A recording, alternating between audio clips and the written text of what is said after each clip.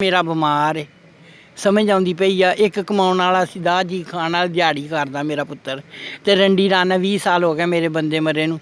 ਅੱਗੇ ਬੇਨਜ਼ੀਰ ਦੇ ਲੋਕਾਂ ਨੇ ਕਾਟ, ਸਾਨੂੰ ਉਹ ਵੀ ਨਹੀਂ ਮਿਲਿਆ। ਕੋਈ ਸ਼ੈ ਨਹੀਂ ਮਿਲਦੀ। ਕੋਈ ਕਿਹੜੇ ਹੁੰਦੇ ਨੇ ਮੈਂਬਰ ਸ਼ਿੰਬਰ, ਆਪ ਹੀ ਖਾ ਪੀ ਜਾਂਦੇ ਨੇ, ਕਿਸੇ ਨੂੰ ਪੁੱਤਰ ਕੁਛ ਨਹੀਂ ਦਿੰਦੇ। ਜ਼ਲਾਲਤਾਂ ਨੇ ਨਿਰੀਆਂ ਬਸ। आंटी कौन सी जगह पे आपकी रहायश है? ਅਸੀਂ ਬੇਟਾ ਤਾਜ ਕਲੋਨੀ ਗਲਾ ਮੰਡੀ ਰੋਡ ਤੇ। गला मंडी रोड ताज ਹਾਂਜੀ, कॉलोनी। ਗਲੀ ਨੰਬਰ 5। ਕੁਛ ਨਹੀਂ ਦਿੰਦੇ, ते ਕੋਈ घर ਸ਼ੈ। कौन सा है? गली नंबर 5 में घर नंबर है कोई आपको?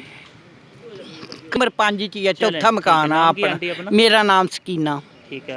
ਹਾਂਜੀ। तो आंटी मतलब क्या सूरत हाल है, घर का निज़ाम कैसे चल रहा है? ਕੋਈ ਨਹੀਂ, ਨਿੱਕੇ ਨਿੱਕੇ 5 ਬੱਚੇ ਹੈਗੇ, ਛੋਟੇ ਛੋਟੇ ਮੇਰੇ ਪੋਤੇ ਪੋਤੀਆਂ। ਪੁੱਤਰ ਮੇਰਾ ਬਿਮਾਰ ਆ, ਸਮਝ ਆ ਗਈ ਆ। ਇੱਕ ਮੇਰਾ ਪੁੱਤਰ ਕਰਦਾ ਆ ਮਿਹਨਤ ਮਨਜ਼ੂਰੀ, ਜੇ ਲੱਭ ਜਾਵੇ ਤਾਂ ਠੀਕ ਹੈ, ਨਹੀਂ ਤਾਂ ਹੁਣ ਅੱਜ 15 ਦਿਨ ਹੋ ਗਏ ਨੇ ਬਾਹਰ ਰੋ ਮਰੇ ਪਏ ਨੇ।